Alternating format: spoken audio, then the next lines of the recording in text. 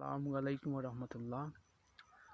বর্তমান সময়ে বাংলাদেশ একটি কঠিন সময় পার করতেছে এবং এই কঠিন সময় আমাদের সকলকেই ঐক্যবদ্ধ থাকতে হবে। মনে রাখতে হবে, দেশের শত্রু কখনোই কোনো একটি রাজনৈতিক দলের শত্রু নয়, বরং সমগ্র জাতির শত্রু।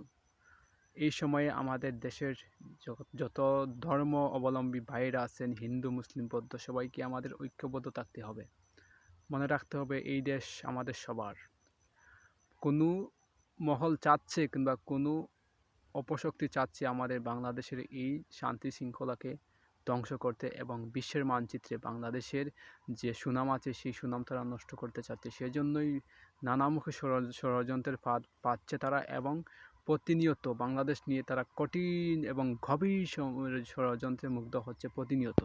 রাজনৈতিক দলগুলোকে বলবো, আমাদের বিএনপির বাইরেরা কিংবা বর্তমান আমাদের জামাত ইসলামের যে সকল সদস্যবৃন্দরা আছেন, বলবো বর্তমান জাতীয় ইস্যুতে আমাদের কখনোই ভেদাভেদ থাকার কোনো উচিত নয়। আমি যেটা মনে করি যে আমাদের সকলকেই ঐক্য থাকতে হবে। মনে রাখতে হবে, দেশের ইস্যুতে আমাদের কখনোই, আমরা সবাই